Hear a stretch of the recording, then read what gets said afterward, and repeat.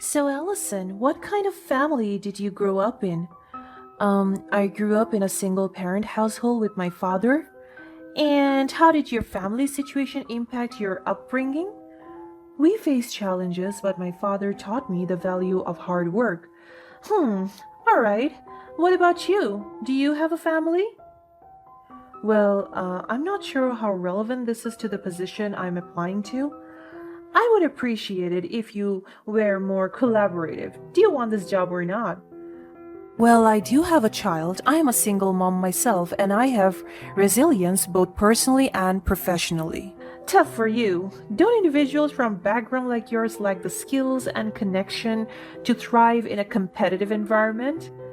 Background shouldn't be a barrier to success. It instills determination. Well, in my experience, those from disadvantaged backgrounds struggle to fit into high pressure corporate environments. Can you handle the demands of this job? I am more than capable. My background taught me resilience and adaptability. Frankly, I have my doubts. People like you rarely succeed in competitive fields. Excuse me? You heard me. Your background is a liability, not an asset. We're looking for candidates with more advantageous circumstances. That's unfair and discriminatory. My background doesn't define my capabilities. It's just the reality. You should lower your expectations. The job isn't for someone like you. I won't let your prejudice discourage me. I have the skills and determination to succeed, regardless of my background. Suit yourself, but don't be surprised when you fail. My name is Allison, and at the age of 23, I found myself juggling the roles of a college senior, a single mother, and an ambitious woman in New York City. Life hadn't always been easy for me, especially after my ex-boyfriend Tyler, who turned out nothing to be but a jerk, abandoned me as soon as he discovered I was pregnant. I fled to another city and went to college there. Left to care for our child alone, I knew I had to forge my own path and create a better future for both of us. He had not talked to me for 2 years, but I'd figured I was better off without him. Growing up, I had always admired my father, a highly respected executive at a prestigious bank. His unwavering dedication and success in his career served as an endless inspiration for me. I yearned to follow his footsteps, prove my worth, and achieve similar accomplishments. As I was really close to graduating college, I became laser focused on the goal of securing a job at my father's renowned bank. However, I was determined not to take the easy way out by relying on his influence. I wanted to prove myself based on my own merit and abilities. As I prepared to step into the world of corporate finance, I knew the road ahead would be challenging, but armed with a fierce determination, I marched into the bank with confidence. I decided not to disclose my connection to my father to anyone in the office. I wanted to be judged on my own merit, not on the kind of favoritism. I was determined to display professionalism and dedication that caught the attention of the hiring managers. After weeks, I finally received something that really filled me with a mixture of excitement and hope. It was an invitation for a final job interview at my father's prestigious bank. The prospect of working at the same institution where my father had made his impact felt like an important validation of my hard work. On the day of the interview, I walked into the sleek office building with a sense of purpose. As I sat across from Mrs. Anderson, the interviewer, I couldn't help but notice her piercing gaze. Unexpectedly, she delved into the interview with a series of questions that went beyond my qualifications and experience, probing into my personal life. So, Allison, what kind of family did you grow up in? I grew up in a single parent household with my father. And how did your family situation impact your upbringing? We faced challenges, but my father taught me the value of hard work. Alright. What about you? Do you have a family? Despite feeling really uneasy about the intrusive nature of her questions, I wanted to answer respectfully. However, the turning point came when Mrs. Anderson didn't seem to notice my uneasiness and continued to direct the conversation in a way that bothered me deeply. Well, I'm not sure how relevant this is to the position I'm applying to. I'd appreciate it if you were more collaborative. Do you want this job or not? Well, I do have a child. I'm a single mom myself, and I have resilience both personally and professionally. Tough for you. Don't individuals from backgrounds like yours lack the skills and connections to thrive in a competitive environment? Background shouldn't be a barrier to success. It instills determination. Well, in my experience, those from disadvantaged backgrounds struggle to fit into high-pressure corporate environments. Can you handle the demands of this job? I am more than capable. My background taught me resilience and adaptability. Frankly, I have my doubts. People like you rarely succeed in competitive fields. Excuse me? You heard me.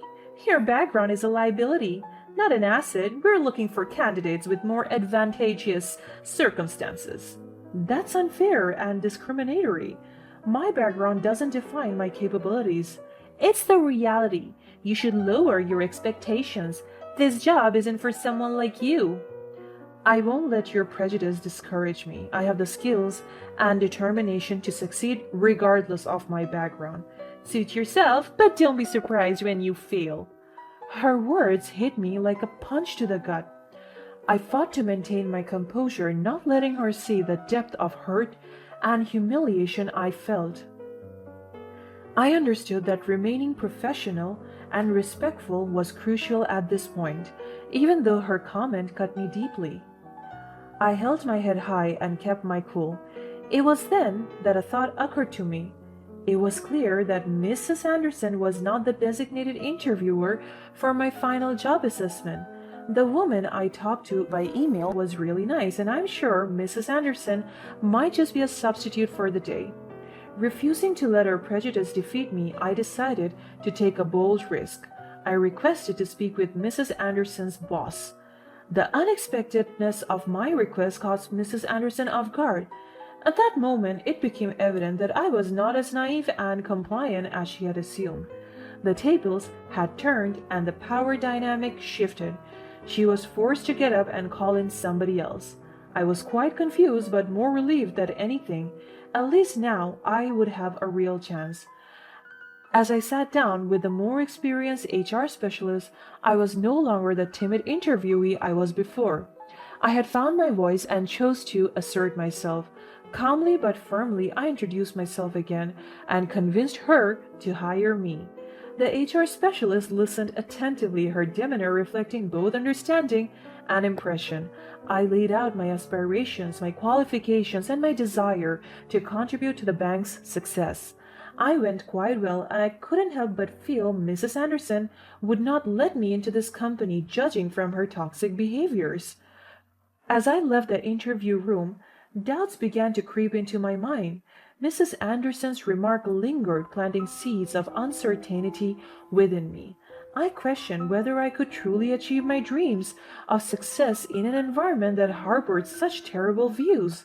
Was this the right place for me to build a career and create a better life for my child? How did my dad even succeed here? Is my future really that gloomy? I found myself filled with conflicting emotions, disappointment, anger, and a sense of betrayal. But deep down, there was still a sense of resilience. I took a moment to gather myself. I had come so far, defying expectations and proving my worth at every step. While Mrs. Anderson's comment had wounded me, it would not define me or my future. I refused to let her narrow-mindedness drag me down. A week later, my persistence and determination were rewarded when I received an email from the bank. I had been offered a job with great compensation. The joy that flooded my heart was immeasurable. I couldn't contain my excitement and took to social media to share the incredible milestone. Posting on both Facebook and Instagram, I celebrated the new chapter in my life with so much excitement. The support and encouragement from friends and family were so meaningful to me.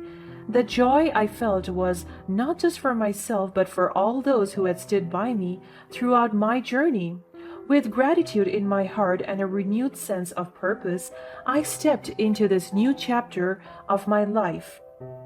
The journey was far from over, but I was ready to embrace the challenges and embrace the opportunities that awaited me at the prestigious bank.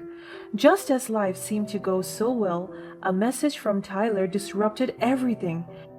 It had been years since we had any contact, and I certainly did not expect him to resurface now, crawling back into my life just like that. Hey Allison, it's been a while. I hope you're doing well. I've been thinking a lot lately, and I miss you. I want to be a part of our child's life. Can we talk and figure things out? The audacity of his words left me taken aback. How could he expect me to trust him after he had abandoned us when we needed him the most? The wounds he left behind ran deep, and I had built a life for myself and my child without him. Tyler, it's surprising to hear from you after all this time. Our child and I have been building a life without you. I can't simply welcome you back without proof of genuine change and commitment. I hope you understand.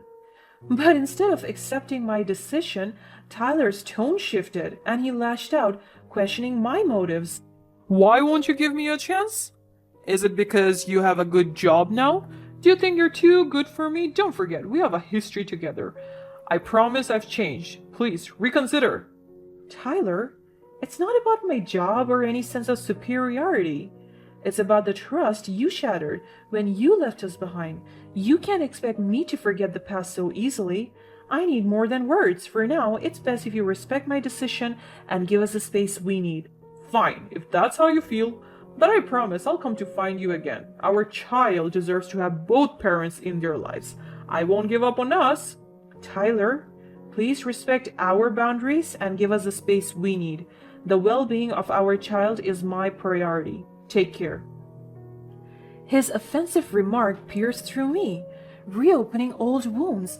I stood my ground, refusing to let his attempts at manipulation undermine the process I had made. But deep down, I was devastated. In the aftermath of our encounter, a mixture of emotions swirled within me. Anger, disappointment, and vulnerability threatened to overshadow my recent triumphs. However, I refused to let Tyler's reappearance affect me. Finally, it came the time for me to go to my office. On the first day, something surprising caught my eye. I saw Tyler driving Mrs. Anderson to work. As they said goodbye, he called her Mom. It hit me all at once why Mrs. Anderson had been so mean to me. She was his mom. She must have hated me and blamed me for keeping the baby, thus making him move to another city. As if things were not bad enough in the office, I found myself working directly under Mrs. Anderson's authority. She continued to treat me with incredible meanness, but I was prepared for it. I made sure to gather evidence of Mrs. Anderson's inappropriate behaviors. I documented instances where she made discriminatory remarks and took unfair actions. Every day in the office was a challenge, dealing with Mrs. Anderson's attitude, but I stayed focused. I knew that gathering evidence was crucial to expose the truth and seek justice. Finally, with all the evidence I had, I decided to confront Mrs. Anderson directly. I asked her why she had been so mean to me, knowing deep down that it had everything to do with her son. I even told her that I was aware of their connection and how it influenced her treatment of me. In response, Mrs. Anderson was meaner than ever. "Oh, so you finally figured it out, did you? Yes, it's because of my son.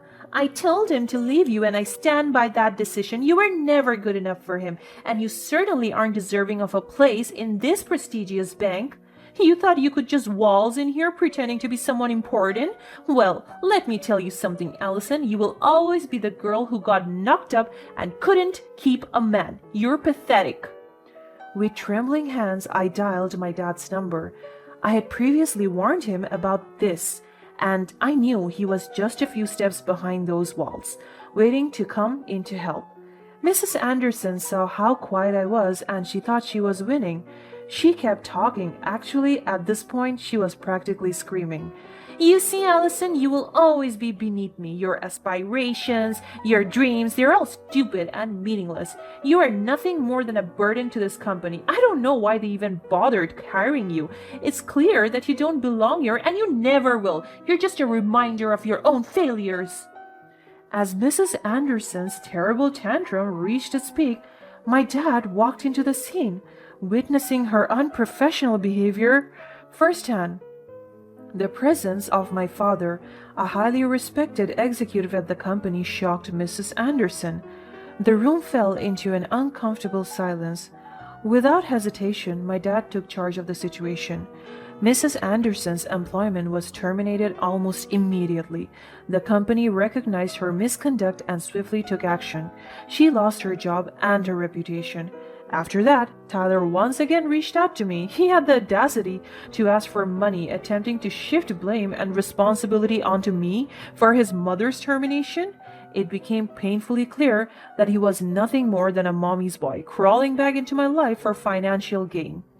At that moment, I saw through his manipulative tactics and rejected his request once and for all.